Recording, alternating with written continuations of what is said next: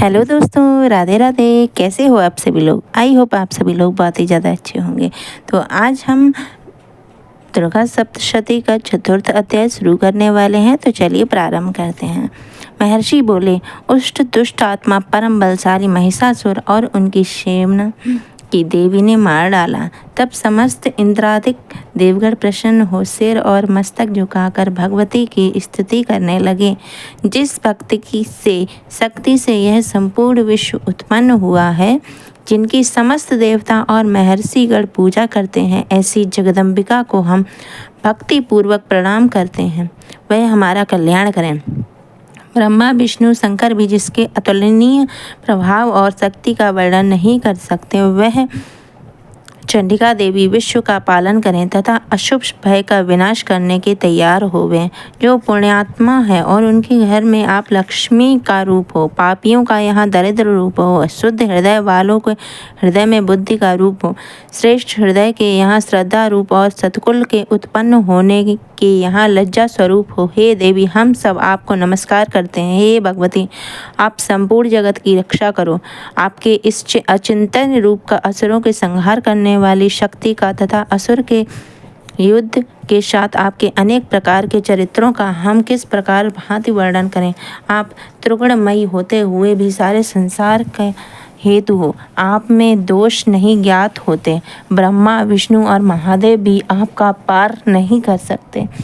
आपका सबका आश्रय हो, यह संपूर्ण विश्व आप ही का अंश मात्र है। आप ही अव्यक्त तथा परम प्राकृत आदि शक्ति हो। हे देवी, परम समर्थ यज्ञों में मंत्र रूप आपका नाम उच्चारण ही हवि देवी के संपूर्ण देवता तृप्त हो जाते हैं। वह स्वाहा तुम आप ही हो। देवी, आपके द्वारा देवता ऋषि और पितृगण तृप्त होते हैं। इस कारण श्रद्धा रूप भी आप ही हो। हे भगवती, आप मुक्ति का हेतु अचिंत्य ब्रह्म स्वरूपिणी महाव्रता हो। हे देवी, आपका अभ्यास राग द्वेष रहित तत्ववेत्ता जितेंद्रिय तथा मोक्ष की इच्छा करने वाला मुनिजन करते हैं, इसीलिए आप सर्वोपरि हो। हे देवी, आप शब्द में तीनों वेदों का सुंदर मूर्ति, ओंकार युक्त मनोहर पदों के पाठ युक्त ऋग यजु साम की आश्रय रूप वेद माता, ऐश्वर्य से युक्त प्राणी मात्र की आजीविका तथा संसार का दुख दूर करने वाली हो। हे भगवती, समस्त शास्त्रों का ज्ञान देने वाली मेधा शक्ति, इस कठिन भव सागर को पार लगाने वाली नौका रूपी देवी दुर्गा आप ही हो। हे देवी, कैटभ विनाशी भगवान विष्णु के हृदय के पास करने वाली लक्ष्मी और महादेव जी के सम्मान प्राप्त गौरी स्वरूपा आप ही हो। हे भगवती, पूर्ण चंद्रमा के तुल्य निर्मल तथा स्वर्ण के सदस्य कांतिमान मंद मंद मुस्काते हुए मुख को देखकर ही क्रोध से युक्त से महिषासुर ने आपके ऊपर प्रहार किया था, सो बड़े आश्चर्य की बात है। हे देवी, उदय होते हुए चंद्रमा का तुल्य आपकी छवि को क्रोध के कारण विकराल है उठी है, उस देख को महिषासुर ने प्राण नहीं छोड़े। यह भी विचित्र बात है, क्योंकि क्रोध युक्त यमराज को देखकर कौन कौन जीवित रह सकता है। हे देवी, आप प्रसन्न हो जाइए। आप संसार से कल्याण के लिए ही उत्पन्न हुई हैं। आपके क्रोध करने से सबका नाश होता है। यह बात अभी अनुभव में आई है कि आपने बहुत बड़ी सेना सहित महिषासुर का विनाश किया है। हे देवी, जिन पर आप प्रसन्न रहती हैं, संसार के उनके लिए ही सम्मान तथा यश सुलभ है। वे ही धर्मवीर हैं, धन्य हैं तथा स्त्री पुत्र दास आदि से संपन्न होते हैं। हे देवी, आपकी कृपा से पुण्यशील पुरुष सदैव धर्म कार्य करते हैं और मृत्यु के बाद उन्हें स्वर्ग प्राप्त होता है। इस कारण हे देवी, आप त्रैलोक्य में अभीष्ट मनोवांछित फल की दाता हो। हे दुर्गे देवी, दुखी मनुष्य के स्मरण करने पर आप उनका संपूर्ण भय दूर कर लेती हैं। स्वस्थ मनुष्य के स्मरण करने से उसका उत्तम बुद्धि देती हैं। दरिद्रता के दुख और भय को नष्ट करने वाला तुम्हारे अलावा और कौन है, जिसका चित्त दूसरों के उपकार करने के लिए दया से परिपूर्ण है। हे देवी, इन असुरों को मारने से संसार में सुख और या असुर नरक में रहने के निमित्त भले ही पाप करते हो, परंतु युद्ध में मरकर स्वर्ग लोक को प्राप्त इसलिए आप इनका वध करती हो। हे देवी, संपूर्ण दैत्य आपका देखने मात्र से ही भस्म हो जाते हैं, किंतु आपके शस्त्र से इसका संहार इसी कारण किया है कि पवित्र शस्त्र के प्रहार से असुरों को स्वर्ग मिलेगा। इस प्रकार शत्रुओं के लिए आपके कितने श्रेष्ठ विचार हैं। आपकी तलवार की उग्र प्रभा से ही त्रिशूल के नोक के चमक के उन राक्षसों की आंख फूट नहीं गई, इसीलिए कि किरण सहित चंद्रमा के सदस्य आपका शीतल मुख उन्होंने देख लिया था। हे देवी, आपका शील दुराचारियों के दुराचार को दूर करने वाला है और आपका समता नहीं है और आपका स्वरूप अविचत है। आपका वीर पराक्रम देवताओं के बल और पराक्रम के हरण करने वाले असुरों का नाश करने वाला है। हे देवी, इसी तरह से शत्रुओं पर आपकी हुई कृपा प्रत्यक्ष है। हे देवी, आपके पराक्रम की किसके साथ तुलना की जा सकती है। शत्रुओं को भयभीत करने वाला एक आपके समान सुंदर स्वरूप और कहाँ है। हृदय में दया परंतु युद्ध में कठोरता, यह बातें त्रैलोक में आप में ही तो केवल दिखाई पड़ती हैं। आपके युद्ध में शत्रुओं को मार दिया, तीनों लोकों की रक्षा कर उन असुरों को स्वर्ग तक पहुँचा दिया और उन्मत्त असुरों में हमें निर्भय कर दिया है। हम आपको नमस्कार करते हैं। हे देवी, त्रिशूल से हमारी रक्षा करो। हे अंबिके, इस खड़ग से हमारी रक्षा करो। घंटा की ध्वनि, धनुष की टंकार से हमारी रक्षा करो। चंडिके, पूरब, पश्चिम, उत्तर, दक्षिण, इन चारों दिशाओं से इस त्रिशूल को घुमाकर हम सबकी रक्षा करो। तीनों लोक में आप जो सुंदर और भयानक रूप विचरते रहते हैं, उन सब रूपों में हमारी और पृथ्वी की रक्षा करो। हे अंबिके, आपके इस कमलों के खड़ग, शूल, गदा आदि शोभित हैं। उन आपके कमलों को खड़ग, शूल शोभित हैं, उन सबसे हमारी रक्षा करो। ऋषि बोले, जब देवताओं में जगदम्बा श्री दुर्गा देवी की नंदन वन के सुंदर पुष्पों तथा गंध चंदन की पूजा से स्तुति की, चयन होकर भक्ति भाव से सुगंधित दीपों से पूजन किया, तो देवी ने प्रसन्न होकर देवताओं से कहा, हे देवताओं, तुम लोग मनोवांछित फल पाना चाहते हो तो अपना वरदान मांगो। देवता बोले, आपने सब कुछ कर दिया है, अब कुछ भी अवशिष्ट नहीं है। मातेश्वरी, आपने हमारे बैरी महिषासुर का नाश कर दिया है। इस पर भी आप यदि वरदान देना चाहती हैं तो हे भगवती, आपत्ति के समय जब हम आपका स्मरण करें तब आप दर्शन देकर हमारे दुखों को दूर करना। हे सुमुखी, जो कोई भी आपका स्मरण करे उसका धन, ऐश्वर्य, स्त्री, संतान आदि से भरपूर करना और हम सब पर सदैव प्रसन्न होकर रहना। ऋषि बोले, हे राजन, देवताओं ने समस्त जगत तथा स्वकल्याण के लिए इस तरह प्रसन्न कर लिया है तो भद्रकाली देवी ऐसा ही होगा। इस प्रकार कहकर अंतर्ध्यान हो गई। हे राजन, समस्त जगत का कल्याण करने वाली भगवती जिस प्रकार समस्त देवताओं के शरीर से उत्पन्न हुई थी, वह सब मैंने आपसे कह दिया है। फिर पार्वती जी के शरीर के जगत की रक्षा और देवताओं का कल्याण करने वाली देवी कैसे प्रकट हुई, वह सब कथा मैं तुम्हें कहता हूँ, जो इस प्रकार से हैं। आप ध्यानपूर्वक सुनिए। वो पंचम अध्याय में है, जो मैं आपको कल बताऊंगी। इति श्री मार्कंड पुराण के देवी महात्म्य के शक्रादि स्तुति नामक चौथा अध्याय समाप्त होता है। राधे राधे, जय माता दी।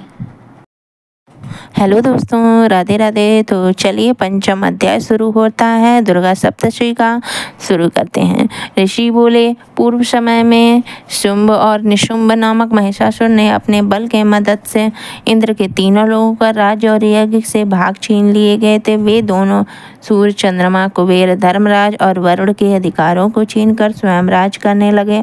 वायु और अग्नि को भी अधिकार छीनकर तथा देवताओं को हटाकर राज्य से अलग कर दिया। इस प्रकार देवतागण महिषासुरों के हारे हुए तथा स्वर्गलोक से पृथक किए गए अपराजिता देवी का स्मरण करने लगे और विचार किया कि भगवती ने हमें पहले वरदान दिया था कि मैं आपत्ति के समय स्मरण करने पर तुम्हारा संपूर्ण संकटों का नाश कर दूंगी। ऐसी विचार करके समस्त इंद्रादिक देवता हिमालय पर्वत पर जाकर विष्णु माया देवी की स्तुति करने लगे। देवता बोले, देवी महादेवी, शिवा, प्रकृति, भद्रा के लिए हम सब निरंतर नमस्कार हैं। रौद्रा, रुद्र स्वरूपा, नित्या, गौरी, धात्री, ज्योत्सनामयी, चंद्र रूपिणी, सुख स्वरूपा भगवती को हम निरंतर नमस्कार करते हैं। कल्याणी, बुद्धि और सिद्धि रूप देवी को हम नमस्कार करते हैं। नेत्रवती देवी को हम नमस्कार करते हैं। राजगृहों की लक्ष्मी रूप और सर्वाणी देवी के लिए बारंबार नमस्कार है। दुर्गपारा सारा सर्व कारणें ख्याति और धूम्र स्वरूपा को निरंतर नमस्कार है। अत्यंत सौम्य तथा रुद्र रूप देवी को हम नमस्कार करते हैं। जग प्रतिष्ठा तथा कृति स्वरूपा देवी को हम बार बार नमस्कार करते हैं।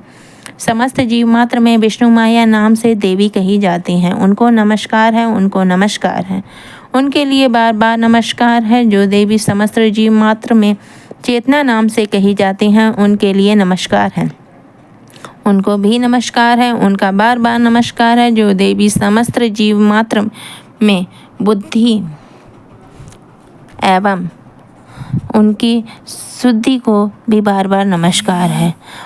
जो देवी समस्त जीव मात्र में बुद्धि रूप में स्थित हैं, उनको नमस्कार है, उनको नमस्कार है, उनको बार बार नमस्कार है। जो देवी समस्त जीव मात्र में निद्रा रूप में वास करती हैं, उनको नमस्कार है, उनको नमस्कार है, उनको बार बार नमस्कार है। जो देवी समस्त जीव मात्र में शुद्धा रूप में वास करती हैं, उनको नमस्कार है, उनको नमस्कार है, उनको बार बार नमस्कार है, उनको बार बार नमस्कार है। जो देवी समस्त जीव मात्र में हैं और जो रूप धारण करते हुए हैं, उन्हें नमस्कार है, उनको बार बार नमस्कार है। जो देवी समस्त जीव मात्र में शक्ति रूप में स्थित है, उनको नमस्कार है, उनको नमस्कार है, उनको बार बार नमस्कार है। जो देवी समस्त जीव मात्र में त्रिष्ठा रूप में स्थित है, उनको नमस्कार है, उनको नमस्कार है, उनको बार बार नमस्कार है। जो देवी समस्त प्राणियों में शांति रूप में स्थित है, उनको नमस्कार है, नमस्कार है, उनको बार बार नमस्कार है। जो देवी समस्त प्राणियों में जाति रूप में स्थित हैं, उनको नमस्कार है, उनको नमस्कार है, उनको बार बार नमस्कार है। उनका जो देवी समस्त जीव मात्र में लज्जा के रूप में स्थित है, उनको नमस्कार है, उनको नमस्कार है, उनको बार बार नमस्कार है। जो देवी समस्त जीव मात्र में शांति रूप में स्थित हैं, उनको नमस्कार है, उनको नमस्कार है, उनको बार बार नमस्कार है। जो देवी शांति के रूप में श्रद्धा के रूप में स्थित हैं, उनको नमस्कार है, उनको नमस्कार है, उनको बार बार नमस्कार है। जो देवी कांति के रूप में स्थित है, उनको नमस्कार है, उनको नमस्कार है, उनको बार बार नमस्कार है। जो देवी समस्त जीव मात्र में लक्ष्मी के रूप में स्थित हैं, उनको नमस्कार है, उनको नमस्कार है, उनको बार बार नमस्कार है। जो देवी समस्त जीव मात्र में वृंति के रूप में स्थित हैं, उनको नमस्कार है, उनको नमस्कार है, उनको बार बार नमस्कार है। जो देवी समस्त जीवात्मा में स्मृति के रूप में स्थित है, उनको नमस्कार है, उनको नमस्कार है, उनको बार बार नमस्कार है। जो देवी समस्त जीवात्म के दया के रूप में स्थित है, उनको नमस्कार है, उनको नमस्कार है, उनको बार बार नमस्कार है। जो देवी तुष्टि रूप में स्थित है, उनको नमस्कार है, उनको नमस्कार है, उनको बार बार नमस्कार है। जो देवी समस्त जीव मात्र में माता के रूप में स्थित है, उनको नमस्कार है, उनको नमस्कार है, उनको बार बार नमस्कार है।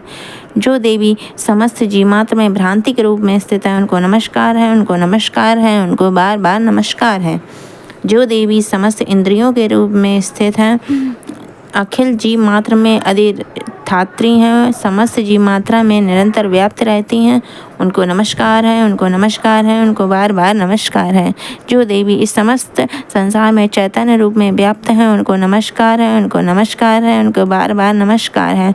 पूर्व समय में अपने अभीष्ट फल प्राप्ति के लिए देवताओं की जिनकी स्तुति की थी तथा देवराज इंद्र ने बहुत दिन तक जिनका पूजन किया था, वो संपूर्ण मंगल का कारण है। वह ईश्वरीय हम सबकी आपत्तियों को दूर कर कल्याण करें।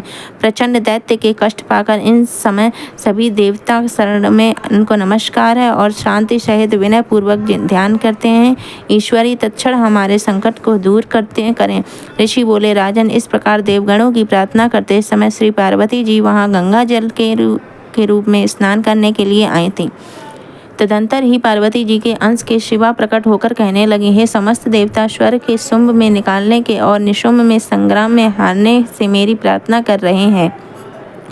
पार्वती के शरीर से उत्पन्न हुई अंबिका समस्त लोकों में कौशिकी नामक से प्रसिद्ध हुई है। कौशिकी के उत्पन्न होने के पश्चात पार्वती का शरीर श्यामवर्णिका हो गया है, तभी से उनका नाम हिमालय पर रहने वाली कालिका हो गया था। तदंतर परम मनोहर रूप वाली अंबिका देवी को शुंभ और निशुंभ के दूत चंड और मुंड के रूप में देखा गया है। फिर उन्होंने भय जाकर शुंभ से कहा, महाराज, कोई परम स्वरूपवान स्त्री हिमालय पर्वत को प्रकाशित कर रही है। हे असुरेश्वर, ऐसे सुंदर स्त्री को कहीं किसी को देखने में नहीं आई है, इसीलिए आप मालूम करें कि वह स्त्री कौन है, किसकी है, तथा उसे ग्रहण कर ले।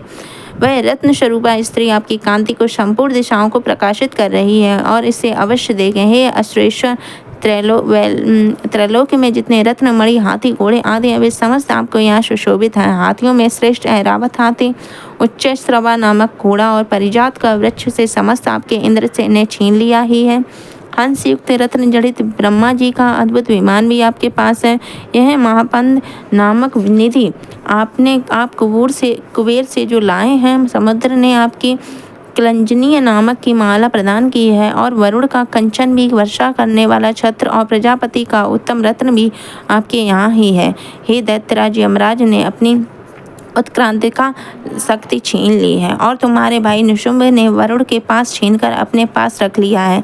समुद्र से निकले हुए सब प्रकार के रत्न से निशुंभ ने भी ले लिया है। अग्निदेव ने न भस्म होने वाले ऐसे 2 वस्त्र भी अग्निदेव ने अपने दिए हैं। दैत्यराज, अपने इस तरह सभी रत्नों को एकत्रित कर लिया है और फिर आप स्त्रियों में रत्न रूप कल्याण करने वाली उस स्त्री को क्यों नहीं लाते? ऋषि बोले, शुंभ ने चंड मुंड की ऐसी बातें सुनकर असुर सुग्रीव को दूत बनाकर देवी के पास भेजा और उसे समझाकर कहा कि मेरी आज्ञा से उससे इस तरह कहना और ऐसा कार्य करने की वह शांतिपूर्वक राजी खुशी से मेरे पास चली आए। वहाँ अति रमणीक पर्वत पर विराजमान देवी को सुग्रीव असुर ने जाकर बड़ी नम्रतापूर्वक मधुर वाणी से बोला, हे देवी, असुर राज शुंभ तीनों लोक के स्वामी, उन्होंने तुम्हें दूत के अपने समीप भेजा है। उनकी आज्ञा का उल्लंघन देवगण भी नहीं करते हैं। उन्होंने तो कुछ कहा है और आप सुनिए। समस्त तीनों लोक में वे सब देवता मेरे अधीन हैं और संपूर्ण यज्ञ के भागों में मैं पृथक पृथक संग्रहण करता हूँ।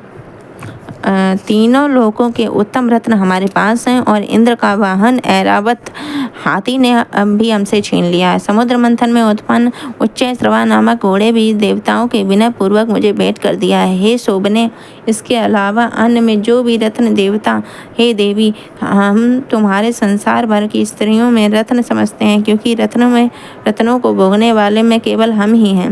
हे चंचल नेत्र वाली, तुम मेरी महापरिक्रमी मेरे भाई निशुंभ की सेवा में आ जाओ, क्योंकि तुम रत्न स्वरूपा हो। हमको ग्रहण करने से अतुल ऐश्वर्य मिलेगा। ऐसा अपनी बुद्धि के विचार कर हमारी पत्नी हो जाओ। ऋषि बोले, दूत की इस प्रकार बातें सुनकर संसार के धारण करने वाली भक्ति भद्रा गंभीर भाव से मुस्कुराती हुई कहने लगी। देवी बोली, हे दूत, तूने इस समय जो भी कुछ कहा है वह सत्य है, इसमें कुछ भी असत्य नहीं है। शुंभ तीनों लोक का राजा है और निशुंभ भी उसी प्रकार समान पराक्रमी है, परंतु इस विषय में मेरी प्रतिज्ञा है, उसे मैं किस तरह झूठा करूं? मैंने जो प्रतिज्ञा की है मैं उसे सुन। जो मेरे संग्राम में जीतकर मेरे अभिमान को चूर कर देगा तथा मेरे समान बलवान होगा, मेरा पति वही होगा। इसीलिए शुंभ अथवा निशुंभ महाअसुर यहाँ आए हैं, मुझे जीत लें और तत्काल ही मेरे साथ विवाह कर लें। दूत बोला, हे देवी, तुम में बड़ा अभिमान है, मेरे सामने इस प्रकार की बातें मत कहें। तीनों लोग में ऐसा कोई पुरुष है जो शुंभ और निशुंभ के सामने खड़ा हो सके? अन्य असुरों के समान समस्त देवता युद्ध में नहीं ठहरते हैं, तुम अकेली किस तरह उसके सामने युद्ध में ठहर सकोगी? इंद्रादिक सभी देवता जिन शुंभ निशुंभ के आगे नहीं ठहर सके, तुम स्त्री होकर उसका सामना किस बात कर सकोगी? अतः तुम मेरे कथनानुसार उसके पास मेरे साथ चलो, अन्यथा केश पकड़कर घसीटते हुए उसके पास ले चलना पड़ेगा। देवी बोली, तूने जो कुछ कहा वह बिल्कुल ठीक है। शुंभ और निशुंभ दोनों ही अधिक बलवान हैं, परंतु विवश होकर, क्योंकि मैं बिना विचारे प्रतिज्ञा कर चुकी हूँ, सो इस कारण तू जा और असुरराज शुंभ से मैंने जो भी कहा वो तू उन्हें समझा कर कहना, वह जो उचित समझे करें। इति श्री मार्कंड पुराण के देवी महात्म्य के देवदूत संवाद नामक 5वां अध्याय समाप्त होता है। तो जय माता दी, राधे राधे दोस्तों। ये हमारा 5वां अध्याय समाप्त होता है, 6ठा अध्याय शुरू होना। माता दी दोस्तों, अब हमारा दुर्गा सप्तशती का 6वां अध्याय शुरू होने वाला है, तो चलिए प्रारंभ करते हैं। ऋषि बोले, देवी का यह कथन सुनकर क्रोधयुक्त दूत ने दैत्यराज शुंभ के पास जाकर संपूर्ण कथा विस्तार पूर्वक सुना दी। तब दूत ने सब बातों को सुनकर असुरराज ने क्रोधित होकर असुर सेनापति धूम्रलोचन से कहा, हे धूम्रलोचन, तुम शीघ्र ही अपनी सेना सहित वहां जाओ और उस दुष्टा का केस पकड़कर घसीटते हुए बलपूर्वक यहाँ ले आओ। यदि उसकी रक्षा करने से कोई देवता, यक्ष या गंधर्व आवे तो उसे अवश्य मार देना।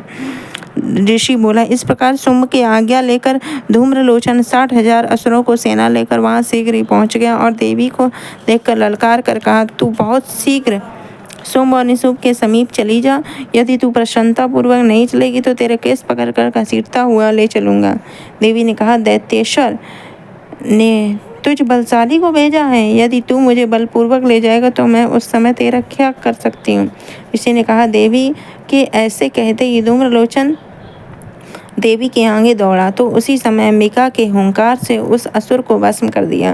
तदंतर असुर सेना असंत क्रोधित हो देवी की तरफ बढ़ी। तब देवी बड़े तीखे बाण, शक्ति तथा फर्शों के साथ वर्षा करने लगी। इतने ही में ही देवी का वाहन सिंह गर्दन से बाल हिलाता हुआ, क्रोध से भयंकर गर्जना करता हुआ असुर सेना पर झपटा। उसने कितनों के पंजों से कितनों के मुख तथा होठ तथा दाढ़ के घायल करके मार दिया था। उसने अपने नखों से कितने के असुर को पेट फाड़ दिए थे और पंजों से मारकर कितने ही असुरों को सर से धड़ से अलग कर दिया था। कितने असुरों की भुजाओं और सिरों को काट डाला है और गर्दन से बालों को हिलाता हुआ कुछ दैत्यों ने उदर को फाड़कर रक्तपान करने लगा। उस महाबली सिंह ने क्षण मात्र में असुरों को समस्त सेना को धराशाही कर दिया। शुंभ ने उस समय सुना कि देवी को धूम्रलोचन को मार दिया है और उस समय सिंह के समस्त सेना को नष्ट कर दिया है, तो उसने होंठ क्रोध में फड़कने लगे और उसने चंडमुंड नामक महिषासुर की आज्ञा दी, हे चंडमुंड, तुम बहुत बड़े शक्तिशाली सेना लेकर जाओ और वहां से तुम उस स्त्री के केस पकड़कर ले आओ। यदि वह ना आवे तो तुम्हें किसी प्रकार का संदेह नहीं है तो तुम अपनी सेना सहित युद्ध कर उसकी हत्या कर देना और उस दुष्टा तथा उसके सिंह को मर जाने पर भी बांधकर शीघ्र मेरे पास ले आना। इस प्रकार इति श्री मार्कंड पुराण के देवी महात्म्य के धूम्रलोचन वध नामक 6ठा अध्याय समाप्त होता है। जय माता की दोस्तों।